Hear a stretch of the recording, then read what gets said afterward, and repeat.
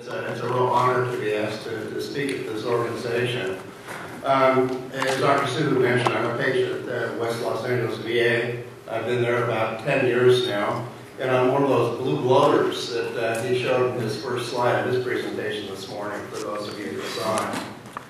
Now, as I get older, having been a COPD patient for quite a few years, I'm able to use my lapse of memory as blaming lack of oxygen for memory shortages, so please bear with me here.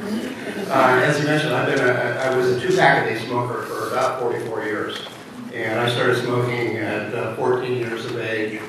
You know, the wrong crowd, peer pressure, my family split up, and I was the senior child, so I had an adult responsibility in taking care of my mother and little brother. And so I smoked to look older, act older, and think I was really, really cool. Because my parents were divorced, I was able to pull one of those, well, Dad says it's okay, I carried my cigarettes and smoke at 14 years old, so I told my mom that. Then did the switch around with my father and said, oh, Mom says it's okay for me to smoke. So I was a packaging cigarette carrying smoker at 14 years old. And it went downhill from there. We talked about kind of the distraction of COPD and why the stigma associated with smoking. But we've talked about the smoking habit for years. As far as I'm concerned, smoking is a very strong addiction. And with me, I know I had a mental obsession. I thought about that cigarette all the time when I couldn't smoke. And I was in outside sales, so I traveled around an awful lot. Used to fly and travel on the aircraft, and I used to hate those long flights where I couldn't smoke on the aircraft. And with me, I would develop like a lack of concentration, somewhere around 2 hours, sometimes an hour and a half, sometimes 2.5 hours. I just couldn't concentrate anymore. That was it, I was done. And I tried so many attempts to quit. My first one was in 1977. I did the 5-day plan to quit smoking, which was kind of a cold turkey thing with, they had something they called cold mitten friction.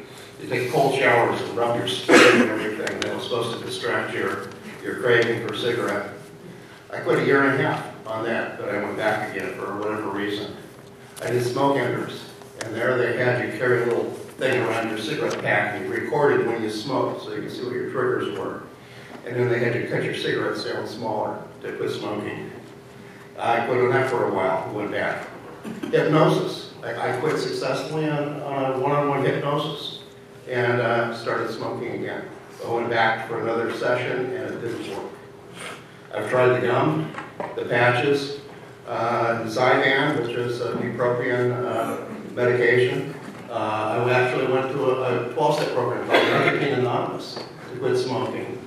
All these had limited success, but I always started smoking again. I even tried acupuncture, and that didn't work either.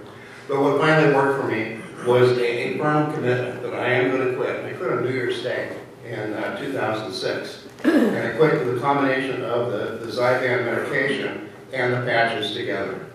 And that worked for me. They asked me to talk a little bit about the diagnosis of this disease. And for years and years, I had a cigarette cough. I was one of those hackers that coughed every day in the morning, coughed frequently whenever I smoked, and had a lot of productive mucus and things of that nature.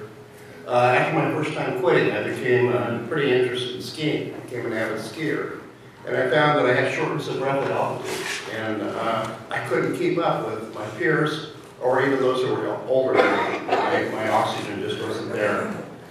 It wasn't until about 1999 my doctor became my general practitioner at the time, when I was in a different medical situation, became concerned with chest x-ray.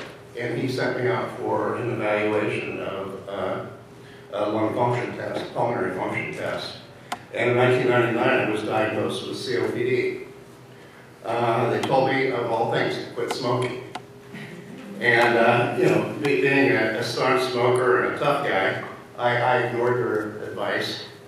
And, I don't know if they offered me medication or anything at that time. It's just been too long ago. But that year, my wife died, and stress was too much, so I didn't work on the smoking at all. And it wasn't 2002, I went to the VA and started going there. And told them that I had a diagnosis of COPD. So they sent me for a follow-up lung function test. And it was really interesting. I asked the nurse that was doing the test, the technician, what to expect afterwards. And she said, oh, in a couple of weeks, the doctor will contact you or set up a follow-up appointment. I said, okay. The next day, they called me and said, when can we deliver your oxygen? And that was quite a shock for me. And that was enough shock for me to quit smoking right there on the spot when the oxygen showed up. But it didn't last long. It lasted from like Memorial Day to Labor Day. And I started smoking again. The one benefit, or big benefit of the VA, is that they did provide me with medications, inhalers, and consistent follow-up. Every appointment that I had, they would schedule another appointment for me for a follow-up. Now, during this course, I developed all these things they call comorbidities. And every time I quit smoking, I gained weight. So I eventually became obese. And associated with obeseness is high blood pressure, hypertension. And in addition, I had the cholesterol and triglycerides and all the heart issues that you can think of. But one of the worst things, and Dr. Tite touched on this, and so many of the speakers, is the depression that's associated with being relatively young, mentally alert and healthy, physically background of being a very active person, and then you can't perform anymore. And with that comes a great deal of depression. Couldn't keep up with my peers. I was an avid fisherman and just didn't care to fish anymore. And eventually I just lost my drive and ambition, and it became very sedentary, what they talk about here. And later on with the VA care, further diagnosis, they found that I had another condition called pulmonary fibrosis. So in addition to COPD, the obstruction of the lung, I also had a restrictive disease of the lung. And we kind of associated that with my asbestos exposure from the military. Now the question is, what have I done to improve? And I feel really pleased with the success that I've had. Back in 1999, I really did nothing. Back in 2002, I really don't remember if the VA recommended pulmonary rehab or not. But around 2005, I started exercising over in Torrance, the B-City's Health District, or in Redondo Beach at the time. And I was doing that for my blood pressure and for weight loss. And I had my trusty oxygen tank with me. And I was also using a blood pressure monitor to track my blood pressure. Right next to me on a treadmill one day was this lady who was a pulmonary technician. Just happens that she worked at the little company Mary Pulmonary Rehab Department. And she invited me to come for an assessment. And I did qualify, and I started going to their pulmonary education program, what they call PEP, Pulmonary Education Program. And that was a 6-week program. We met 3 days a week, 3 hours per session. So a total of about 54 hours. And there they focused on education about the disease, exercise, we exercised every time, as well as diet and nutrition. And it was, it was an VPR certified program that followed kind of the gold standards. It was a great program. It is a great program today. Upon graduation, I joined this group they called the PEP Pioneers. And this was a loose association of people who had completed the 6-week training, but we continued to stay together, to meet together, and to exercise 3 days a week using our clinical pulmonary rehab facilities. We had the pulmonary technicians available to us, and the real big benefit was that they provided liquid oxygen for the people that wanted to exercise. And in addition to that, the depression, I think that what they call the psychosocial aspects of COPD can be very severe. And most people, just get to the point where they get really depressed, they just stay at home, they don't do much, lose their life functioning. And we have various social events. We have a monthly luncheon that we have different speakers that come in and speak to us. Tomorrow's our luncheon, and Dr. Chang from the Torrance Pulmonary Group has come to talk about flu and cold, this being that time of year. We also have a monthly cocktail hour. We call it meet and greet. And there we get together over, at a restaurant with cocktails and things, and we get to share our experiences and so on. We do bus trips where we take off. We go. We've been to different horse races around Southern California. We made a trip to Salt Lake a year or two ago.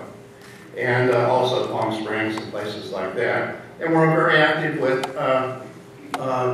research with LA Biomed and Dr. Cassaberry.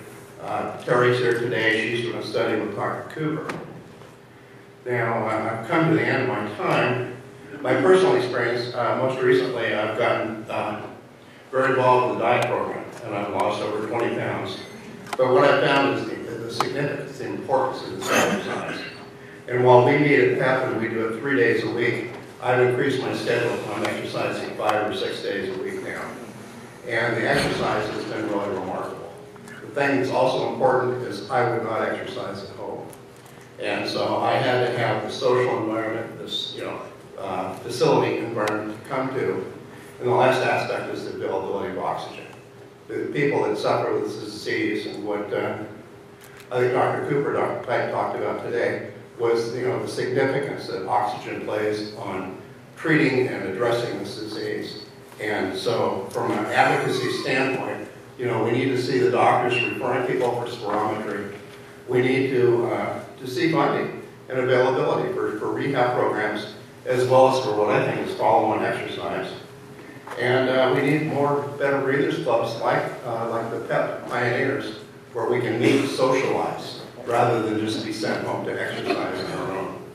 So that's a quick overview of my experience with COPD. Thanks for asking me to come.